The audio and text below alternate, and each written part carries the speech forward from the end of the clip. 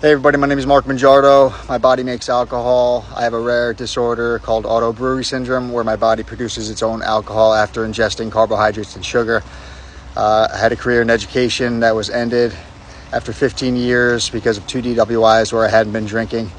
Last week for me was very challenging. Bringing up the past and talking about my journey, it's not always easy.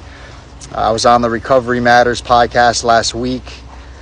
Pre-recorded, spending time talking about my journey, which was, emotional at times. On this past Friday, we had ProSieben, which is Europe's second largest TV network. They were at my house from about 10:30 in the morning till 7 o'clock at night. And it's really, it is exhausting. My wife and I took part in the interview on Friday.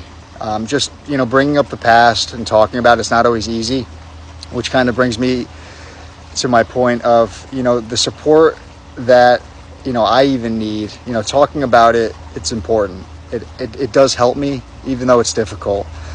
So coming on here and telling my story, talking about my journey, raising awareness for auto-brewery syndrome, it's extremely important to me, but it also takes a toll.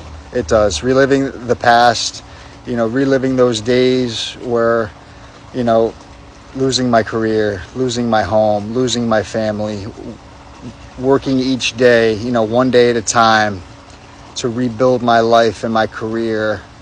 It was not easy. It truly was one day at a time. I know I've brought this up before. E plus R equals O. I didn't make it up. I'm just using it as, kind of fuel for me. It's the event plus the response equals outcome. When I lost everything, that was the event. But, how was I going to respond to get the outcome that I wanted? I have many people reach out through comments, through direct messages.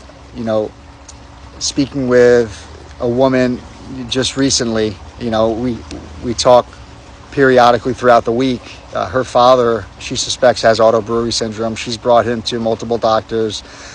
They believe him to be an alcoholic, which was the case for me for many years, in the professional setting as well as personally within my family and my extended family.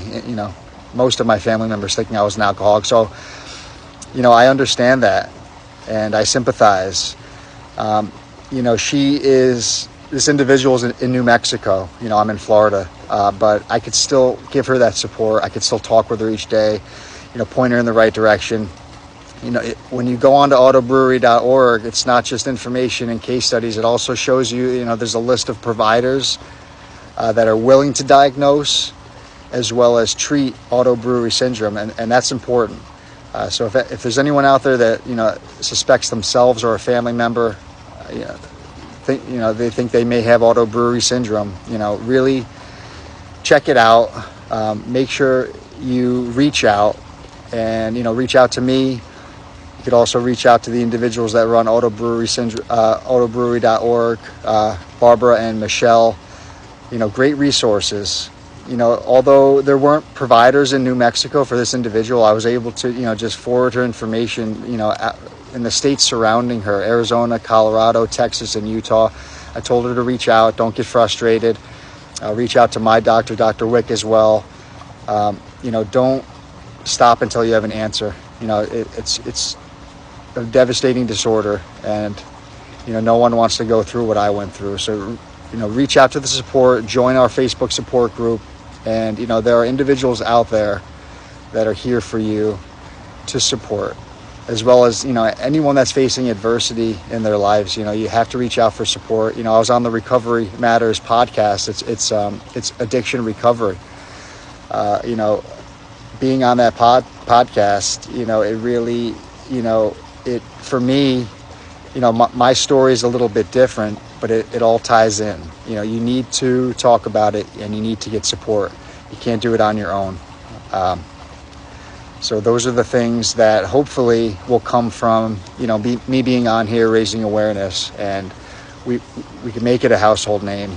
We could get, police academies teaching it, hospitals and doctors teaching it in med school, all important things.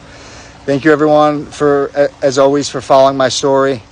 Please remember, go to auto-brewery.org for more information, case studies, providers, and more information on this devastating disorder. Thank you very much.